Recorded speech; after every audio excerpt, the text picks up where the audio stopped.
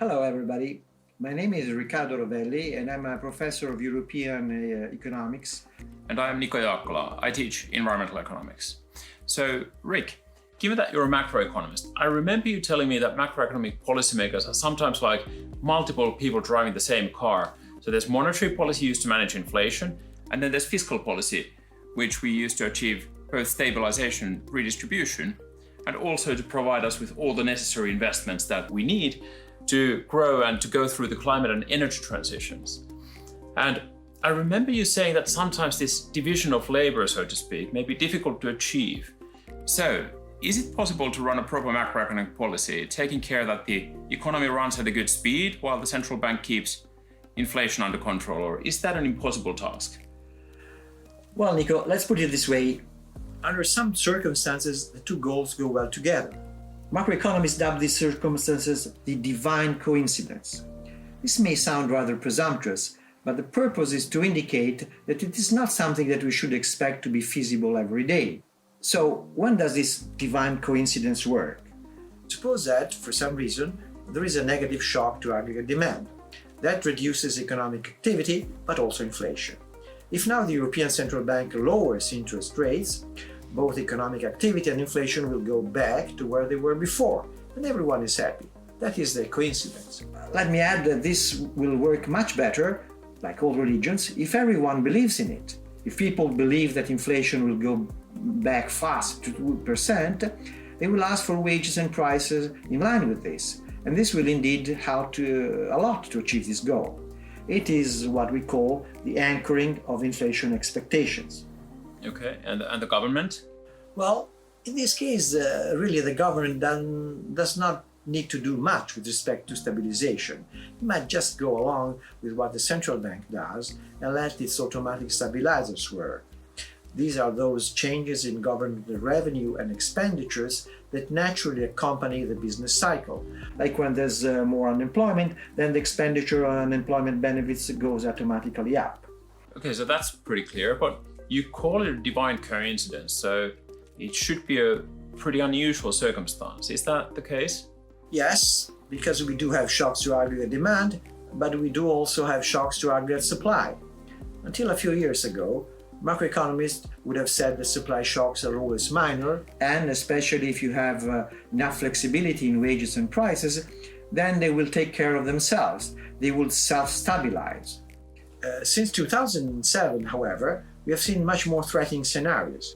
First, demand shocks have grown much larger and negative, and then they have been coupled with a lot of financial instability, both for private and government debt. And now we also face rather big negative supply shocks. Think, for instance, to the disruption to our supply chains after the COVID-19 pandemic, and now the increase in energy and food prices that is following the Russian invasion in Ukraine, and also the sanctions that we have imposed on Russia. Right, so until 2007, we used to think we had solved the problem of macroeconomic stabilization, and we even called the period then the Great Moderation, but some moderation. Yes, we have been out of the Great Moderation for several years, and that's why the divine coincidence does not work anymore. And so? Well, you see, a negative supply shock moves the inflation up and economic activity down. So, what should we do now? The central bank would want to adopt a restrictive policy, that is higher interest rates, to take care of inflation. And the government might want instead to lower interest rates or increase fiscal expenditures to help the economy recover. So there is a real trade-off. Which of the two things? Okay, so how do we get out of this trade-off? Well, I hate to say this, but there is no single answer. It really depends on which dimension of the shock prevails. That is, whether the impact on prices is larger or smaller than that on economic activity. For instance, after COVID-19, the impact on inflation was almost nil. There was a reduction in supply, but also in demand. It also depends on how long the shock is expected to last, and then also on who runs the show. It's hawks versus doves. Now, for instance, with a negative supply shock that follows the war, the ECB has decided to increase rates, so that means that it is more worried by inflation rising too high.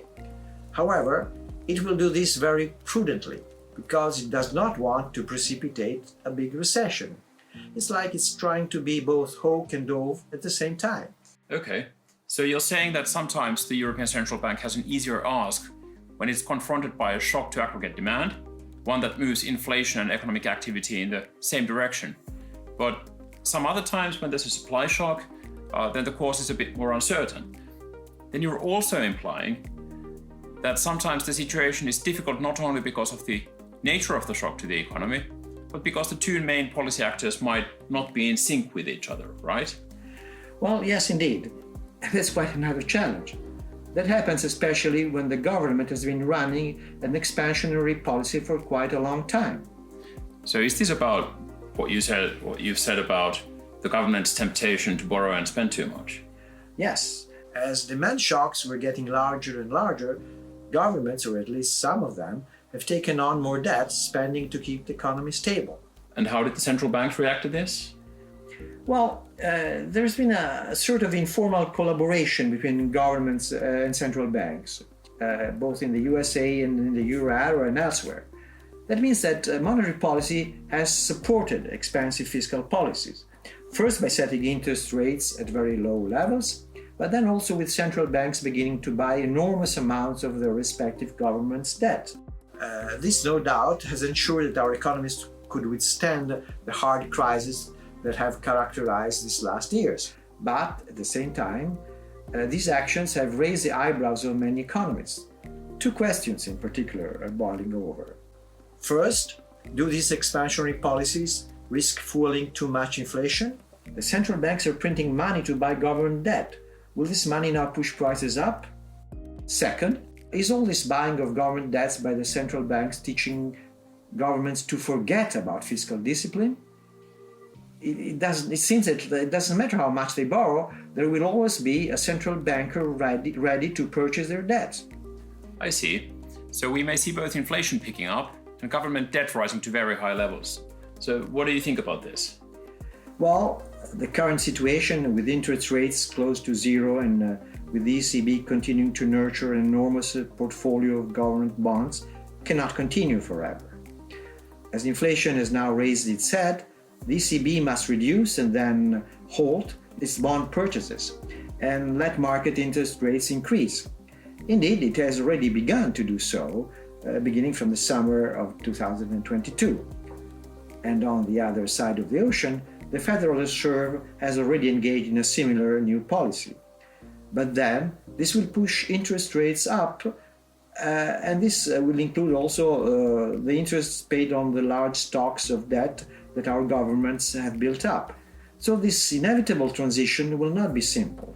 It will generate a lot of uncertainty and volatility. And at the same time, in the euro area, we will also need new, clear and feasible rules to reaffirm the ideas of fiscal discipline, that we try to manage government debt carefully so as to be able to deal with future crises. And do not forget, we also need to fund large investments to direct us across the energy transition. But perhaps I should ask you about that. Yes, you can, but at another time. Meanwhile, you can click on the links to find some more research and popular writing on these questions.